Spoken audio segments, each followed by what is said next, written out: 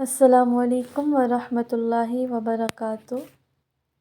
روزہ ارکان اسلام میں سے ہے اور اس کے بارے میں اللہ پاک نے قرآن مجید میں سورہ بقرہ میں ہمیں بتایا ہے کہ اے ایمان والو، تم پہ روزے فرض ہیں، فرض کر دیے گئے ہیں جس طرح کہ تم سے پہلے لوگوں پہ فرض تھے تاکہ تم پرہیزگار بن جاؤ۔ تو روزے کا مقصد جو ہے یہاں پہ تقویٰ بتایا گیا ہے، پرہیزگاری بتائی گئی ہے،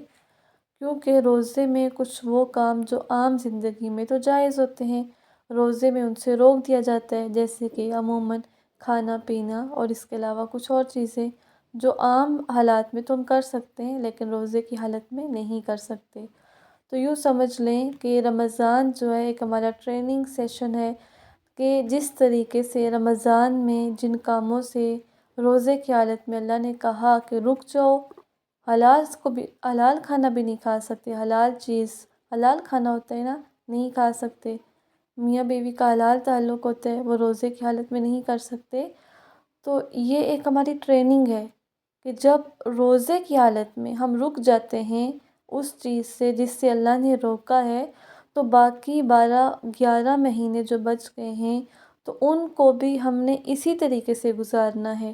کہ وہ پوائنٹ، وہ لائن، وہ حد جہاں پہ اللہ پاک نے کہا یہاں پہ رک جاؤ، یہ کام آپ نہیں کر سکتے، تو وہاں پہ ہم رک جائیں۔ روزے کا مقصد یہ بھی ہو کہ ہم اپنی باقی زندگی میں بھی جب وہ رمضان ختم ہو جائے تو ہماری عبادات بھی اسی طریقے سے رہیں، ہماری جو سیلف پہ، جو اپنے نفس پہ کنٹرول ہے، جو ہماری روزے کی حالت میں اکثر کیفیت ہوتی ہے کہ ایمان جو ہے وہ بوسٹ ہوا ہوتا ہے، تو باقی زندگی میں بھی اس چیز کو عمل میں لانا ہے۔ اب روزہ فرض کن لوگوں پہ ہوتا ہے؟ تو روزے کے فرائض میں پہلی چیز جو ہے وہ بلوغت ہے کہ بالغ ہونے کے بعد روزہ رکھنا فرض ہو جاتا ہے۔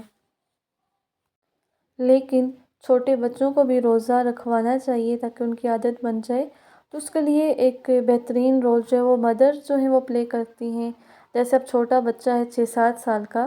تو اس کو ایٹ لیسٹ سحری میں لازمی اٹھائیں، سحری میں اس کو اٹھائیں اور اس کو سحری وغیرہ کروائیں، اور پھر بولیں اس کو کہ بچے آپ کا روزہ ہے، اور ہم تو بڑے ہیں، ہمارا مغرب تک روزہ ہوگا، آپ چھوٹے ہیں، آپ جو ہے آپ کا روزہ 12 بجے تک ہوگا،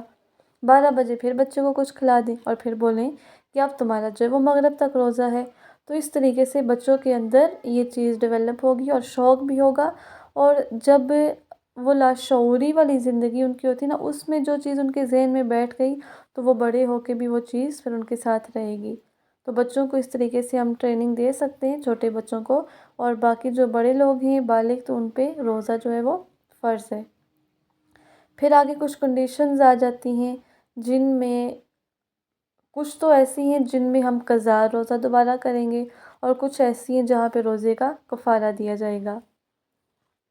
مثال کے طور پہ اگر کوئی بندہ بیمار ہے اور اس کی دائمی بیماری ہے، یعنی کہ اب چانس نہیں ہے کہ اس کی بیماری کبھی ختم ہوگی، جیسے کسی کو ہارٹ کا پرابلم ہو جائے، شوگر کسی کی زیادہ ہو جائے جس میں بندہ روزہ نہیں رکھ سکتا، یا کوئی بڑھاپے کی ایسی بیماری ہے جو ختم ہونے کے جس کے چانس نہیں ہیں، تو ایسی بیماری جس کے اگر ہم روزہ رکھیں گے تو وہ بیماری بڑھ جائے گی یا ہماری جان جانے کا خطرہ ہے، تو اس کا کفارہ ہم دے سکتے ہیں، اس روزے کا جو ہے وہ کفارہ دیا جائے گا۔ لیکن ایسا مریض جسے اتفاقاً کسی بیماری نے پکڑ لیا، کوئی بخار تیز بخار ہو گیا جس کی وجہ سے روزہ نہیں رکھ سکتے، یا کوئی اچانک ایسا پرابلم ہو گیا، کسی کا بی پی لو ہو گیا، کچھ بھی ایسا، تو وہ اس روزے کو توڑ سکتا ہے، لیکن بعد میں وہ اس کی قضا کرے گا۔ پھر یہ نہیں کہ جو ٹھیک ٹھاک بعد میں ہو جائے تو وہ پھر کفارہ نہیں دے گا، کفارہ بھی دے دیں بے شک، لیکن قضا اس روزے کی لازمی ہے۔ پھر اس کے علاوہ حاملہ اور دودھ پلانے والی عورتیں، اگر ان کے لیے روزہ مشکل ہو تو ان کا بھی یہی ہے، کیونکہ سم ٹائم اگر وہ روزہ رکھیں تو کبھی بچہ جو ہے وہ بھوک کی وجہ سے کمزور ہو جائے، یا کبھی ماں کی جان کو خطرہ ہوتا ہے کھانے پینے کے بغیر، تو اس صورت میں بھی یہ ہے کہ اگر کسی کو پرابلم ہو جائے، اگر تو سب ٹھیک چل رہا ہے تو لیکن اگر کہیں پرابلم ہو جائے تو وہاں پہ روزہ جو ہے وہ توڑا جا سکتا ہے، لیکن اس روزے کی بھی بعد میں قضا ہوگی۔ اس کے علاوہ حائضہ عورت یعنی کہ پیریڈز اور نفاس، جو بچے کی ڈلیوری کے بعد جو بلیڈنگ ہوتی ہے، اس حالت میں بھی روزہ جو ہے وہ نہیں رکھا جائے گا، اور اس روزے کی بھی بعد میں قضا کی جائے گی۔ پھر اگر کوئی سفر میں ہے، مسافر ہے، تو وہ بھی روزہ جو ہے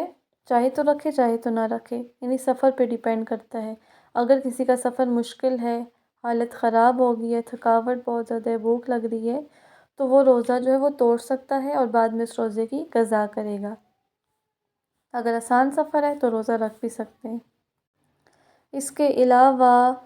کچھ ایسی چیزیں جن کے وجہ سے روزہ نہیں ٹوٹتا۔ اگر کوئی بھول کے کچھ کھا پی لیتا ہے تو بھول کے کھانے سے روزہ نہیں ٹوٹتا۔ ہاں، اگر کوئی جان بوجھ کے کھا لے تو پھر تو روزہ ٹوٹ جائے گا۔ اس کے علاوہ اگر عموماً کلی کرتے ہوئے اگر کبھی غلطی سے پانی اندر چلا جائے، غلطی سے، تو بھی روزہ نہیں ٹوٹتا۔ اس کے علاوہ اگر الٹی ہو جائے کسی کو خود بخود تو اس سے بھی روزہ نہیں ٹوٹتا، جب تک کہ کوئی خود زبردستی الٹی نہ کرے۔ اور اب وہ چیزیں جن سے روزہ ٹوٹ جاتا ہے، جن میں ایک انجیکشن کے بارے میں ہے کہ وہ انجیکشن جو غذائی انجیکشن ہوتا ہے، جو انرجی والا ہے، جیسے کسی کو کوئی ڈرپ لگ گئی ہے اس کو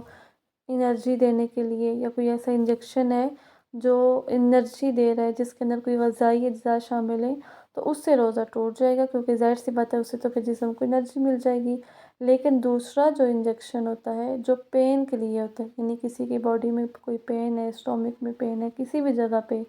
اور انجیکشن اس کو لگا اور اس سے اس کا پین ختم ہو گیا، تو اس سے نہیں روزہ ٹوٹے گا، چاہے وہ آپ کے گوشت میں لگتا ہے یا جہاں پہ بھی لگتا ہے، اس سے روزہ نہیں ٹوٹتا۔ لیکن دوسرا جو غذا والا انجیکشن ہوتا ہے، جو پاور کے لیے ڈرپس وغیرہ منہ میں لگتی ہیں، تو اس سے جو ہے وہ روزہ ٹوٹ جائے گا۔ اس کے علاوہ جماع سے روزہ ٹوٹ جاتا ہے، یعنی وہ عمل جس سے اولاد پیدا ہونے کی امید ہوتی ہے، تو اس سے روزہ ٹوٹ جاتا ہے، اور اس پہ بہت سخت جو ہے اس کی قضا بھی کرنی ہوگی، اور پھر اس کا کفارہ بھی ہوتا ہے۔ کفارے میں یہ ہے کہ ایک غلام آزاد کیا جائے۔ اگر غلام نہ ملے تو پھر 2 مہینے کے مسلسل روزے رکھنے ہوتے ہیں، اور اگر کوئی اتنی بھی طاقت نہ رکھے تو پھر 60 مسکینوں کو کھانا کھلانا ہوتا ہے۔ پھر اس کے علاوہ دن کے کسی بھی حصے میں پیریڈز اگر آ جائیں تو روزہ ٹوٹ جاتا ہے، چاہے وہ افطار سے 5 یا 10 منٹ پہلے ہی کیوں نہ آئیں، وہ روزہ آپ کا ٹوٹ جائے گا۔ جس وقت بلیڈنگ سٹارٹ ہو گئی، اگر وہ افطار سے پہلے کا وقت تھا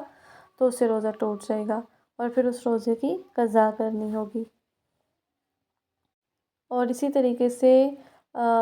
جب روزہ رکھنا ہو اور اگر غسل کرنا لازمی ہو، کوئی بھی غسل ہو سکتا ہے،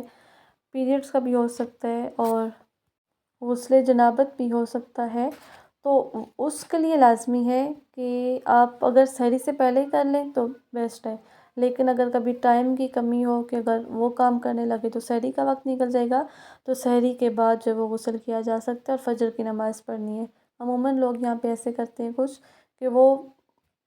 10 بجے تک اور پھر اس ٹائم کا ویٹ کرتے رہتے ہیں دن میں جا کے غسل، تو یہ اس طریقے سے نہیں ہوتا۔ جب آپ نے روزہ رکھ لیا تو آپ کو پھر اب نماز بھی لازمی پڑھنی ہوگی، اور پھر سحری کے بعد جو ہے وہ آپ غسل کر سکتے ہیں، اور پھر اس کے بعد جب روزہ ہو گیا تو روزے کو افطار جو ہے وہ کھجور سے کیا جائے، سنت ہے۔ اگر کھجور نہ ملے تو پانی سے کر لیں، نہیں تو کسی بھی چیز سے روزہ کھول سکتے ہیں۔ اور اس کے علاوہ اب یہ سارے سٹیپس تو وہ تھے نا جو بظاہر ہیں، لیکن ایک ہمارا انٹرنل، ہمارا دل، ایک ہمارے معاملات بھی ہوتے ہیں، تو ان میں بھی خود کو ایک ایک پوائنٹ پہ چیک کرتے رہنا ہے کہ روزے کی حالت میں ہم بول کیا رہے ہیں، ہم کر کیا رہے ہیں، ہمارے اخلاق کیسے ہیں، کیونکہ اگر صرف بھوکے پیاسے رہ رہے ہیں ہم، اور جھوٹ بھی زندگی سے نہیں جا رہا اور بد اخلاقی بھی اسی طریقے سے ہے، تو پھر ہمیں اس چیز پہ غور کرنا ہے کہ روزہ اگر ہمارا ہے، ہم نمازیں بھی پڑھ رہے ہیں، تو پھر یہ ہم ان برائیوں سے کیوں نہیں بچ رہے، کیونکہ نماز تو وہ ہے جو انسان کو برائی سے، بے حیائی سے روکتی ہے۔ تو یقیناً پھر وہاں پہ ہماری عبادات میں ہی کچھ کمی ہوگی، تو ان کو ٹھیک کرنا ہے۔ اور پھر رمضان کا وہ مہینہ ہے جو برکتوں والا ہے، رحمتوں والا ہے، اس کی اہمیت کو سمجھنا ہے اور اس میں زیادہ سے زیادہ وقت عبادات میں گزارنا ہے، ذکر اذکار میں، دعا، نفلی عبادات، کیونکہ اس مہینے میں ثواب بہت بڑھ جاتا ہے اور بہت زیادہ رحمتوں والا مہینہ ہے، تو اس کو ضائع نہیں کرنا، اس کے ایک ایک لمحے سے فائدہ اٹھانا ہے انشاءاللہ عز و جل۔